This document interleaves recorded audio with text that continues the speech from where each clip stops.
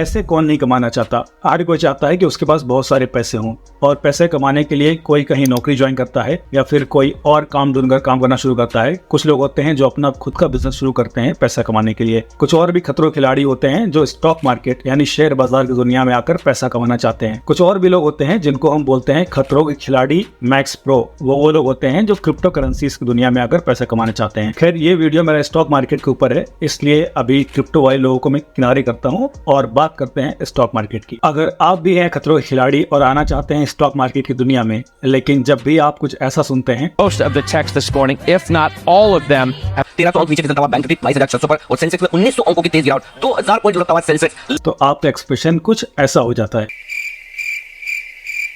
लेकिन अगर आप हार मानने वालों में से नहीं हैं और आपने डिसाइड कर लिया है कि आप ये जानकारी रहेंगे कि आखिर स्टॉक मार्केट, निफ्टी, सेंसेक्स, ये सब चीजें आखिर होती क्या है, शेयर कैसे खरीदते हैं, क्या होता है क्या नहीं होता है, तो ये वीडियो आपके लिए है। हेलो दोस्तों, welcome back to my channel. और आज की इस वीडियो में मैं आपको बहुत ही डिटेल में समझाने वाला हूँ कि आखिर स्टॉक, शेयर, निफ्टी, सेंसेक्स या फिर निफ्टी आज नीचे गिर गया, सेंसेक्स बहुत ऊपर चला गया, इन सब शब्दों का आखिर मतलब है क्या। और मुझे उम्मीद है कि ये वीडियो देखने से पहले भले आपको शेयर बाजार का ABCD भी ना मालूम हो, लेकिन ये वीडियो एंड तक देखने के बाद आपके लिए सारी चीजें एकदम क्लियर हो जाएंगी और आपके मन में कोई भी सवाल नहीं रहेगा और आप भी अपने दोस्तों को कहते फिरेंगे।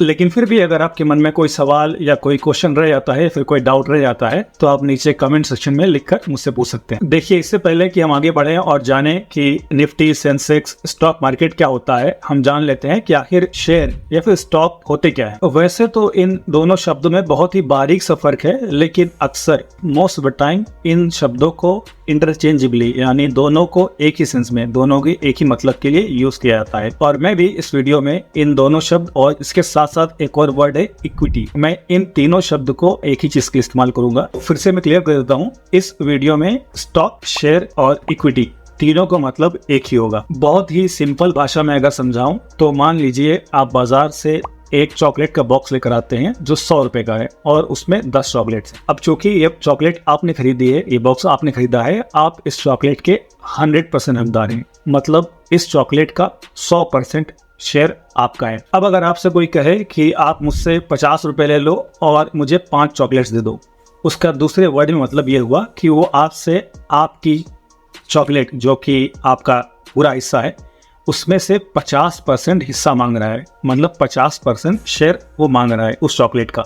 सेम चीज़ किसी और के साथ हो सकता है। अगर वो आपसे कोई बोलता है कि मुझे एक चॉकलेट दे दो, 2 दे दो, अगर आप उसको 1, 2 या 5 दे देते हैं तो उसका मतलब ये हुआ कि आप उसको 10%, 20% या 50% उस चॉकलेट का हिस्सा या फिर उस चॉकलेट का शेयर उसको आप दे रहे हैं। एग्जैक्टली सेम चीज किसी भी कंपनी के साथ भी होती है, लेकिन अब चूंकि कंपनी चॉकलेट जितनी सिंपल नहीं है तो उसको आप बहुत ही इजीली डिवाइड नहीं कर सकते। तो उसके लिए किया गया आता है, किसी भी कंपनी के कई सारे शेयर्स इशू किए जाते हैं, यानी किसी भी कंपनी को कई सारे शेयर्स में डिवाइड कर दिया जाता है। अब अगर आप किसी कंपनी का कोई शेयर खरीदते हैं तो इसका मतलब ये होता है कि आप उस कंपनी के कुछ % के मालिक बन गए। एग्जाम्पल के तौर पर एक कंपनी है जिसका नाम है XYZ, मान लेते हैं, फर्ज कर लेते हैं। अब मान लीजिए जो मेरी कंपनी है XYZ, इसमें 100 शेयर्स हैं। अब अगर इन 100 शेयर्स में से अगर आप एक शेयर खरीद लेते हैं इस कंपनी का, तो इसका मतलब ये हुआ कि आप उस कंपनी के 1% के मालिक बन गए। ये 1% कंपनी आपकी हो गई। ये मैंने एग्जांपल के लिए दे दिया कि किसी कंपनीज में 100 शेयर्स हैं, ऐसा होता नहीं है। नॉर्मली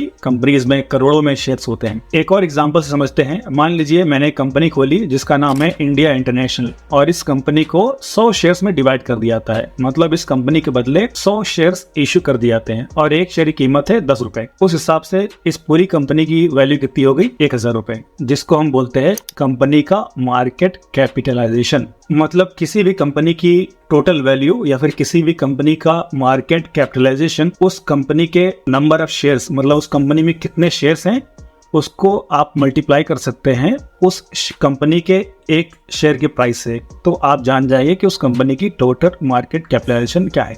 अब फिलहाल ये कंपनी मैंने खोली है तो इस कंपनी का 100% मालिक मैं हूँ और इसमें चूंकि 100 शेयर्स हैं। अब अगर आप इस कंपनी का एक शेयर खरीदते हैं तो आप इस कंपनी के 1% के मालिक हो जाते हैं। अगर आप इस कंपनी के 50 शेयर खरीदते हैं तो आप इस कंपनी के आधे मालिक बन जाएंगे। आगे बढ़ते हैं। मान लीजिए ये कंपनी इंडिया इंटरनेशनल जो मैंने खोली, ये कपड़े बनाती है और क्या होता है कि इस कंपनी की सेल्स साल पर साल बढ़ती जाती है। अब मैं चाहता क्या हूँ, मैं सोचता हूँ कि मैं इस कंपनी के लिए एक और फैक्ट्री लगा लूँ ताकि मैं और प्रोडक्शन कर सकूँ और कपड़े बना सकूं और बेच सकूं ताकि और कमा सकूं। लेकिन फैक्ट्री सेटअप करने के लिए मेरे पास पैसे नहीं है, तो मैं क्या करूंगा, अपने दोस्तों के पास जाऊंगा, फैमिली के पास जाऊंगा जो मुझे पैसे दे सके, या फिर मैं ऐसे लोगों के पास जाऊंगा जो मेरी कंपनी के कुछ हिस्से, कुछ परसेंटेज शेयर के बदले मुझे पैसे दे सके। मैं उनको अपना प्लान एक्सप्लेन करूंगा कि मैं ऐसे फैक्ट्री लगाना चाहता हूं और बदले में मुझे इतने पैसे चाहिए। सेम चीज आप लोगों ने देखा होगा शार्क टैंक इंडिया में, जो सोनी टीवी पर बहुत ही पॉपुलर है। ओके, पैसे मैंने ले लिए, फैक्ट्री लगा ली, लेकिन मैं अब भी सेटिस्फाइड नहीं हूँ। मैं चाहता हूँ कि मैं 2 और फैक्ट्री लगाऊं जिससे मैं और सेल्स कर सकूं और प्रॉफिट कमा सकूं। लेकिन अब मुझे पैसे देने के लिए कोई अवेलेबल नहीं है, तो मैं क्या करूंगा, मैं अपनी कंपनीज के शेयर्स को पब्लिक को बेचूंगा, यानी आम जनता को बेचूंगा। लेकिन कंपनीज और शेयर्स कोई आलू गोभी है नहीं जिसको मैं उदय भाई की तरह रोड पर जाकर ठेला लगाकर बेच दूं। तो उसके लिए मुझे करना क्या होगा, मुझे अपनी कंपनी को पब्लिकली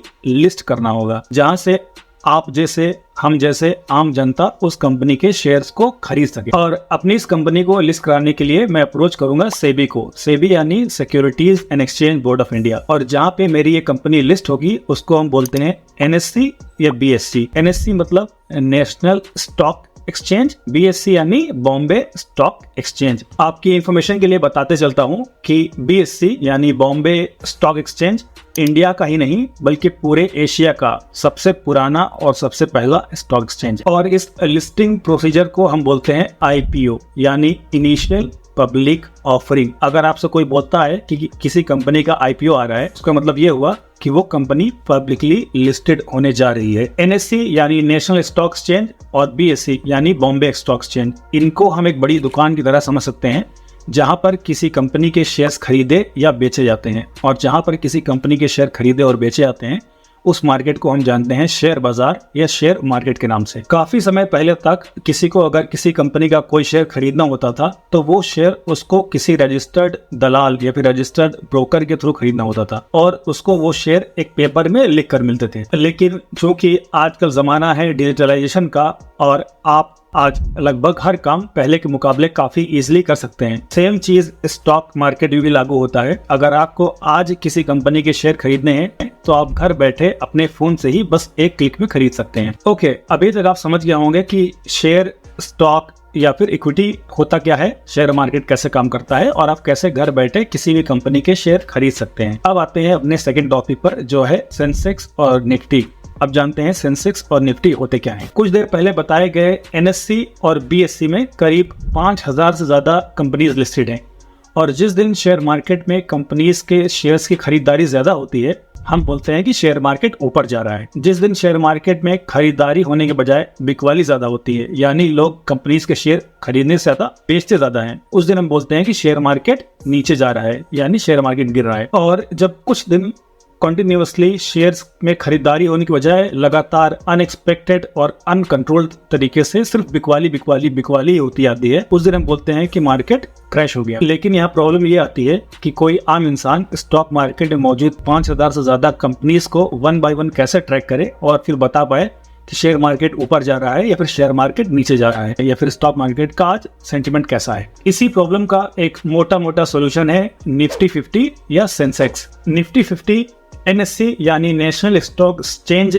में लिस्टेड हिंदुस्तान की 50 सबसे बड़ी कंपनीज का एक इंडेक्स है। सेम वे सेंसेक्स, जो कि सेंसिटिव इंडेक्स का एक शॉर्ट फॉर्म है, वो BSE यानी बॉम्बे स्टॉक एक्सचेंज में लिस्टेड हिंदुस्तान की 30 सबसे बड़ी कंपनीज का एक इंडिकेटर है। आप उसको एक टोकरी मान सकते हैं। In short, Nifty 50 stock market में मौजूद 50 और BSE स्टॉक मार्केट में मौजूद 30 बड़ी कंपनीज के सैंपल से ये बताने की कोशिश करती है कि मोटे तौर पर आज स्टॉक मार्केट ऊपर जा रहा है या नीचे जा रहा है। जैसा कि मैंने बताया, निफ्टी 50 में हिंदुस्तान की 50 और सेंसेक्स में हिंदुस्तान की 30 सबसे बड़ी कंपनीज है। यहाँ पर यह जान लेना भी जरूरी है कि कंपनी बड़ी कैसे होती है, मतलब यहाँ पर किन कंपनीज को माना जाता है कि कंपनीज बड़ी है, क्योंकि कंपनीज कई तरह से बड़ी हो सकती है। एग्जाम्पल के तौर पर किसी कंपनी का सेल्स सबसे ज्यादा हो सकता है कि हाँ XYZ कंपनी है, इसका सेल्स सबसे ज्यादा है, लेकिन उन कंपनीज को यहाँ ऐड नहीं किया जाएगा। सेम वे अगर कोई कंपनी बड़ी है क्योंकि वहां पर सबसे ज्यादा एम्प्लॉय है, उस कंपनी में एम्प्लॉय सबसे ज्यादा है, तो भी उस कंपनी को नहीं माना जाएगा क्योंकि इसमें ये क्राइटेरिया नहीं है। थर्ड चीज ये भी हो सकता है कि उस कंपनी के पास कितनी फैक्ट्री है, कितनी बड़ी एरिया वो ऑक्युपाई करती है, इस तरह से भी इसमें ऐड नहीं किया जाता है। निफ्टी 50 या सेंसेक्स में उन कंपनीज को ऐड किया जाता है जो मार्केट कैपिटलाइजेशन के हिसाब से सबसे बड़ी हो। मार्केट कैपिटलाइजेशन में भी निफ्टी 50 या फिर सेंसेक्स में उन कंपनीज को ऐड किया जाता है, उन कंपनीज को उनमें माना जाता है, गिना जाता है जिनका फ्री फ्लोट मार्केट कैपिटलाइजेशन सबसे बड़ा हो। फ्री फ्लोट यानी कंपनीज के वो शेयर्स जो प्रोमोटर के पास ना हो। एक एग्जांपल से समझते हैं। मान लीजिए दो कंपनीज हैं, एक का नाम है कंपनी एक्स और एक का नाम है कंपनी वाई। दोनों के नंबर ऑफ शेयर सेम है और दोनों के प्राइस पर शेयर भी सेम ही है। मतलब इस कंपनी के भी 1000 शेयर है, इस कंपनी के भी 1000 शेयर है और दोनों का पर शेयर प्राइस जो है वो 5 रुपए है। इस हिसाब से दोनों की जो मार्केट कैपिटलाइजेशन हुई वो हुई 5000, जो कि है सेम। लेकिन अगर इस केस में मान लेते हैं कि कंपनी के ओनर या फिर कंपनी के प्रमोटर के पास उस कंपनी का 75% हिस्सा है और कंपनी वाई के केस में प्रमोटर के पास सिर्फ कंपनी का 50% ही शेयर है, ओनर के पास 50% ही शेयर है, तो उस हिसाब से ये company free float market capitalisation के हिसाब से बड़ी हुई क्योंकि इस केस में पब्लिक के पास सिर्फ 25% शेयर ही अवेलेबल हैं, जबकि इस केस में 50% शेयर्स पब्लिक को अवेलेबल हैं। तो यहाँ पर निफ्टी 50 में उन्हीं शेयर्स को इंक्लूड किया जाता है जो शेयर्स पब्लिकली अवेलेबल हों। हालांकि निफ्टी 50 और सेंसेक्स को बनाया गया है हमारे कन्वीनियंस के लिए, लेकिन इसका एक ड्रॉबैक भी है। जैसा मैंने बताया कि स्टॉक मार्केट में 5000 6000 से ज़्यादा कंपनीज लिस्टेड हैं।